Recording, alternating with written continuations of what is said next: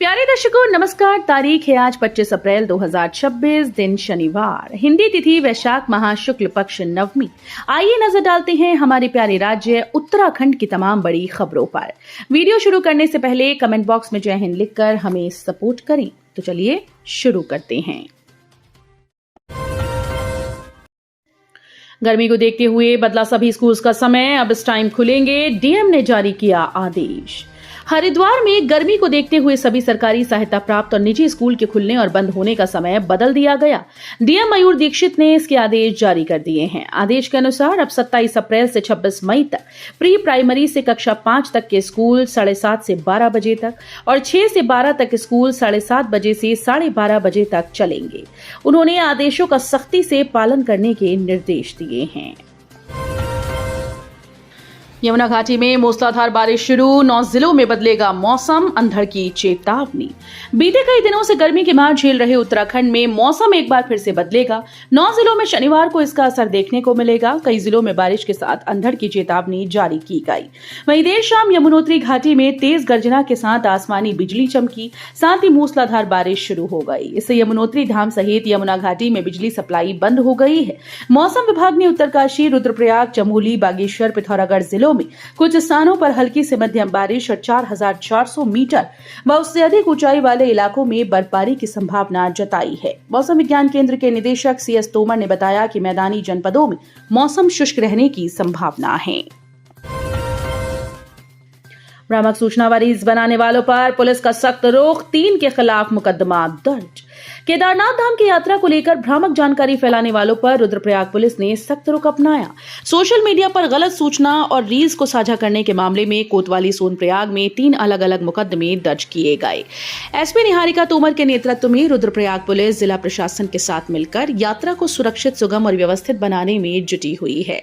एक और प्रशासन यात्रियों के लिए जरूरी सुविधाएं सुनिश्चित कर रहा है, वहीं पुलिस लगातार श्रद्धालुओं की मदद में लगी है। कांग्रेस के खिलाफ भाजपा महिला मोर्चा का महाआक्रोश अभियान, पदयात्रा निकाली, सीएम धामी भी हुए शामिल। कांग्रेस के खिलाफ भाजपा महिला मोर्चा का महाआक्रोश अभियान शुरू हो गया। राजधानी दून के परेड ग्राउंड से जन आक्रोश महिला पदयात्रा निकाली गई। आयोजन स्थल मुख्यमंत्री पुष्कर सिंह धामी, प्रदेश अध्यक्ष महेंद्र भट्ट सहित बड़ी संख्या में महिला कार्यकर्ता पहुंची। भाजपा महिला मोर्चा ने कांग्रेस और अन्य विपक्षी दलों के नारी शक्ति वंदन अधिनियम पर नकारात्मक रवैये के विरोध में उत्तराखंड में महाआक्रोश अभियान शुरू किया है। आदि कैलाश यात्रा के लिए व्यास घाटी पहुंचे होम स्टे संचालक, बुकिंग शुरू। पिथौरागढ़ जिले में 1 मई से आदि कैलाश यात्रा शुरू होगी। ऐसे में शीतकालीन प्रवास पर निकले निचले इलाकों में पहुंचे व्यास घाटी के होम स्टे संचालक अपने पैतृक गांव को लौटने लगे हैं। होम स्टे की बुकिंग भी शुरू हो गई है। ऐसे में होम स्टे संचालकों में खुशी है तो पर्यटन कारोबार की रफ्तार पकड़ने की उम्मीद। अगले 3-4 दिन में अधिकतर ग्रामीण और होम स्टे संचालक अपने पैतृक गांव में पहुंचेंगे और व्यास घाटी में फिर से रौनक लौटेगी।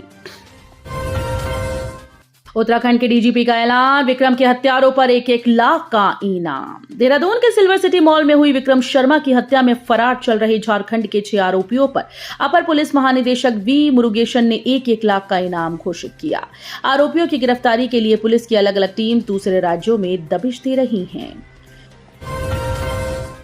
नैनीताल में लेंसकार्ट कंपनी पर भड़की भाजपा, कुमाऊं आयुक्त को सौंपा ज्ञापन। उत्तराखंड के नैनीताल में चश्मा कंपनी लेंसकार्ट कंपनी के खिलाफ भारतीय जनता पार्टी के कार्यकर्ताओं ने कंपनी के कथित धार्मिक भेदभाव के खिलाफ जोरदार विरोध दर्ज कराते हुए कुमाऊं आयुक्त को ज्ञापन सौंपा। प्राप्त जानकारी के अनुसार भाजपा मंडल अध्यक्ष नितिन सिंह कार्की के नेतृत्व में कार्यकर्ताओं ने कुमाऊं आयुक्त दीपक रावत को मुख्यमंत्री पुष्कर सिंह धामी के नाम ज्ञापन सौंपा। ज्ञापन में कहा गया कि प्रदेश भर में चल रहे लेंसकार्ट शोरूम की कार्यप्रणाली की गहन जांच होनी चाहिए। उनका आरोप है कि अगर कहीं भी धार्मिक भावनाओं को आहत करने या भेदभाव जैसी गतिविधियां पाई जाती हैं तो संबंधित पर सख्त कार्रवाई की जाए। फर्जी जाति प्रमाण पत्र के जरिए पाई सरकारी नौकरी, देहरादून में आरोपित शिक्षिका के विरुद्ध मुकदमा दर्ज। फर्जी जाति प्रमाण पत्र के जरिए नौकरी पाने वाली शिक्षिका के विरुद्ध उप शिक्षा अधिकारी डोईवाला की शिकायत पर पुलिस ने मुकदमा दर्ज कर लिया।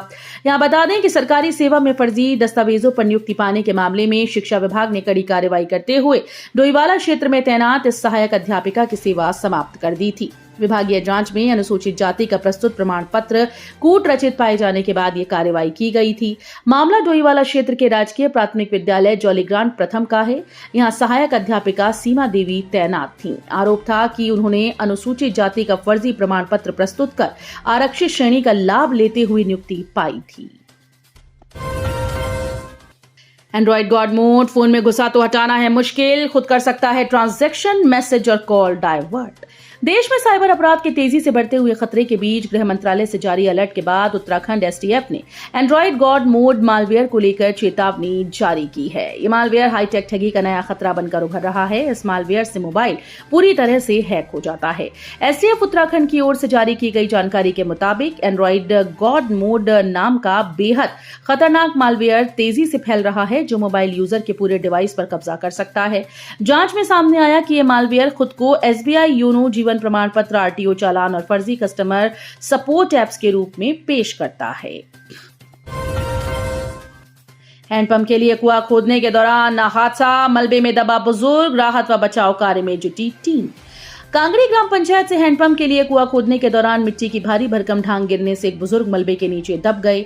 सूचना मिलते ही स्थानीय पुलिस प्रशासन की टीम मौके पर पहुंची और राहत का बचाव कार्य शुरू किया। जानकारी के अनुसार कांगड़ी निवासी मनोहर पुत्र पूर्ण सिंह एक बुजुर्ग अपने घर के समीप हैंडपंप लगवाने के लिए कुआं खोद रहे थे। बताया जा रहा है कि बुजुर्ग लगभग 25 फीट गहरे गड्ढे में उतरकर पाइप सेट करने का प्रयास कर रहे थे कि तभी अचानक ऊपर से मिट्टी की ढांग भरभरा कर उनके ऊपर गिर गई। देखते ही देखते बुजुर्ग पूरी तरह से मलबे में समा गए। उद्योगपति महेंद्र शर्मा ने मंदिर समिति को दान किए 1 करोड़। बीकेटीसी अध्यक्ष ने जताया आभार। प्रसिद्ध उद्योगपति और श्री बद्रीनाथ केदारनाथ मंदिर समिति के वरिष्ठ सदस्य महेंद्र शर्मा ने मंदिर समिति को 1 करोड़ 1 लाख रुपए दान किए। चेक सौंपने पर मंदिर समिति के अध्यक्ष हेमंत द्विवेदी ने उनका स्वागत करते हुए आभार व्यक्त किया। बीकेटीसी अध्यक्ष हेमंत द्विवेदी ने कहा कि हिमाचल प्रदेश के मूल निवासी महेंद्र शर्मा एक प्रसिद्ध उद्योगपति हैं और 1 दशक से श्री बद्री केदार मंदिर समिति के सदस्य हैं। उन्होंने बीकेटीसी को 1 करोड़ 1 लाख रुपए का दान किया है। जनजाति भूमि विवाद में बड़ा एक्शन, रजिस्ट्रार कानून को हटाए। विधायक पुत्र अतुल पांडे पर फर्जीवाड़े के आरोप। विधायक अरविंद पांडे के बेटे अतुल पांडे के जनजाति समाज के व्यक्ति की भूमि मामले में तहसील के रजिस्ट्रार कानून गो राकेश शाह पर गाज गिरी। उन्हें उत्तरकाशी संबद्ध किया गया। बताते हैं कि मंडलायुक्त के आदेश को राजस्व अभिलेखों में दर्ज किया गया। उसके बाद दर्ज आदेश को हटा दिया। फिलहाल कोई अधिकारी कुछ भी बताने को तैयार नहीं है। आरोप है कि कूट रचित साक्ष्यों के आधार पर जनजाति समुदाय की जमीन नाम कराने के आरोप में तहसीलदार बाजपुर की ओर से भाजपा विधायक अरविंद पांडे के बेटे अतुल पांडे को नोटिस जारी किया गया। पूर्व सीएम हरीश रावत का सरकार पर हमला, आपदा पुनर्निर्माण में अनदेखी का लगाया आरोप। महिला आरक्षण पर भी घेरा। पूर्व मुख्यमंत्री हरीश रावत ने प्रदेश सरकार पर आपदा प्रभावित क्षेत्रों की अनदेखी का आरोप लगाया। उन्होंने कहा कि सरकार पुनर्निर्माण कार्यों के प्रति गंभीर नहीं और पूर्व में तय मानकों को भी लागू नहीं कर पा रही। शुक्रवार को पूर्व सीएम रावत ने कनलगढ़ घाटी के आपदाग्रस्त गांव पौसारी बैसानी का स्थलीय निरीक्षण कर प्रभावित परिवारों से मुलाकात की और पुनर्निर्माण कार्यों की जानकारी ली। आग बुझाने गए दैनिक कर्मी की फिसलकर गिरने से हुई मौत। सभासदों व स्थानीय लोगों ने जमकर किया हंगामा। नैनीताल के बिड़ला चुंगी क्षेत्र में लगी आग को बुझाने के दौरान वन विभाग के एक दैनिक कर्मी की पहाड़ी से फिसलकर मृत्यु हो गई। घटना के बाद क्षेत्र में आक्रोश फैल गया और अस्पताल में सभासदों व स्थानीय लोगों ने जमकर हंगामा किया। उन्होंने वन विभाग पर गंभीर लापरवाही के आरोप लगाए। जानकारी के अनुसार शुक्रवार सुबह बिड़ला चुंगी के पास जंगल में आग लगने की सूचना पर वन विभाग की टीम मौके पर पहुंची।